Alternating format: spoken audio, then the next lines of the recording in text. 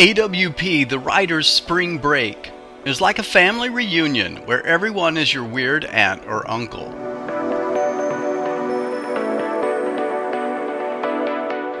This year, SmokeLong Quarterly took its roving table around the book fair and entertained the editors of journals and purveyors of writing programs, and were only occasionally rewarded with wine.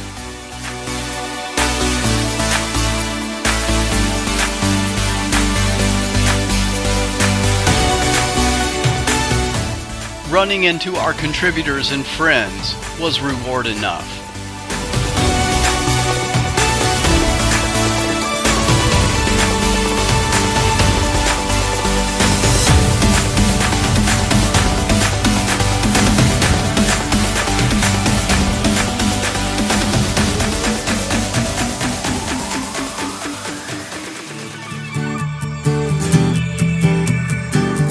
On Thursday, SmokeLong was proud to present an evening of readings by an all-star list of SmokeLong contributors and editors at Ex Novo Brewery in Portland.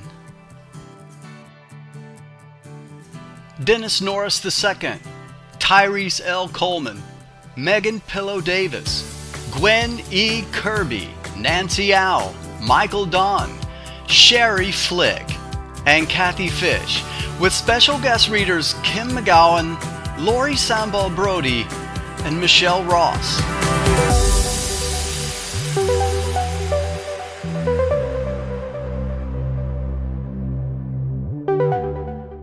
It was great seeing friends and meeting contributors for the first time. Thank you all for coming, and congratulations to those who won books and t-shirts.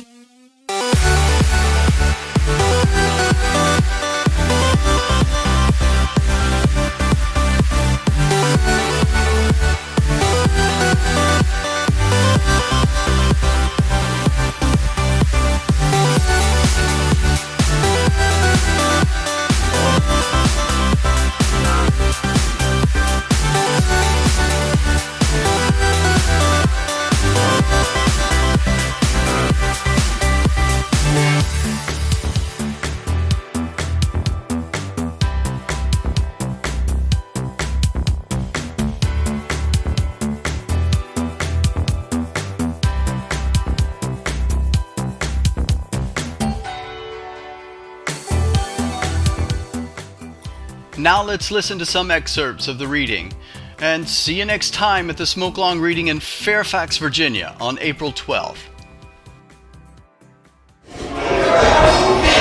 Bless me, Father, for I have sinned. Mama's worried about me. She's always looking at me, eyes getting wider and rounder. She pulls me close for hugs, squeezing so tight I can't breathe. It used to be that when I complained, she would squeeze tighter and tell me that sometimes a boy has to take a deep breath and let it happen. Now, when I tell her she's squeezing too tight, she lets go and tells me to forget. But she looks at me when she says it, like she's waiting for me to react, to do something bad. I don't know why she looks at me that way. My ancestors haunt a dirt road called Egypt. At the end of the road, my aunt's bones rest beneath the rise of earth. Her grave is unmarked, and it is my fault. A clearing in the woods, our family's boneyard is full of other, older, nameless mounds and dead red leaves. We used to tiptoe through those woods, my aunt and I, my little hand inside her big one. We watched our steps. Bad luck to walk on a grave, you know, means you're next. I love Rachel, but after 14 years together and 2 children, sex isn't the same. Being inside her feels like inserting a finger in a nostril.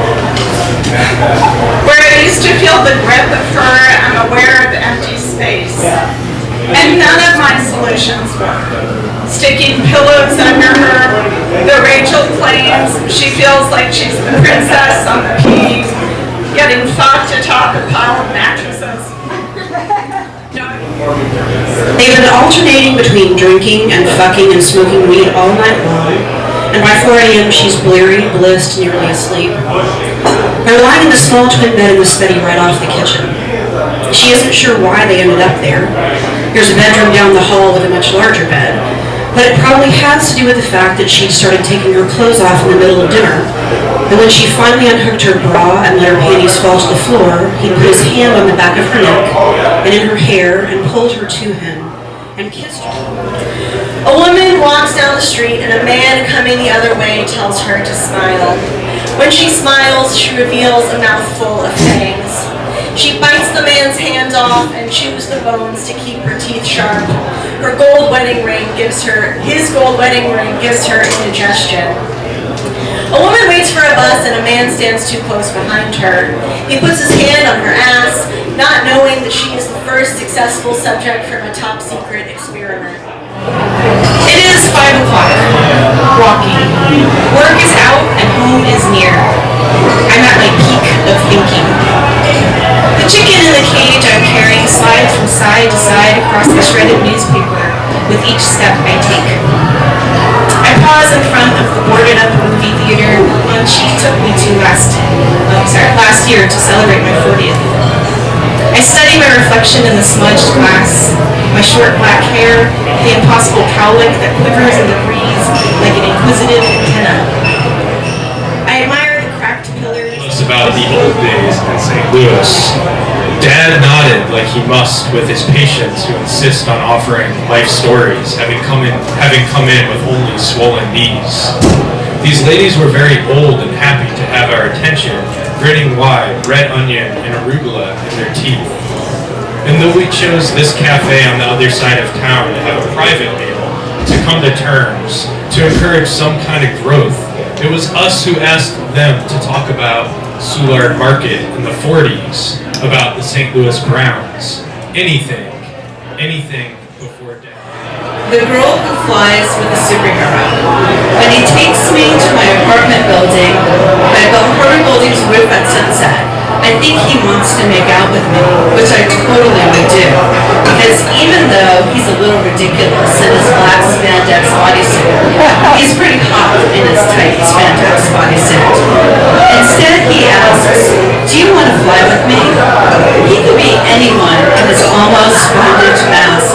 How do I know he's really the guy who protected the city from the scarlet doppelganger? Forgotten the word again for the female counterpart to the penis.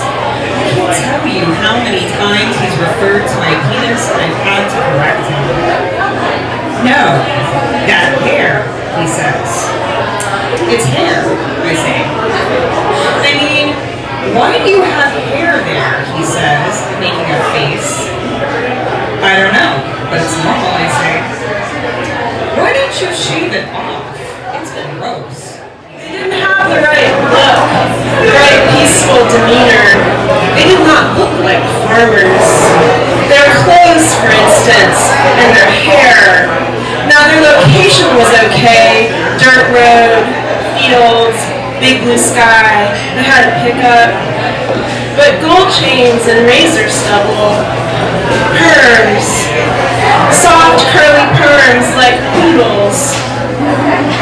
Big black poodles dressed like Italian men. Chewing and swallowing. There's nothing filthier than money, he said. You're swelling up. She stuffed dollar bill after dollar bill into her face, which was now the size of a basketball. She stopped momentarily to smile at him, really smile at him. Maybe she would die. She stuffed another handful into her mouth, made no attempt to stop her.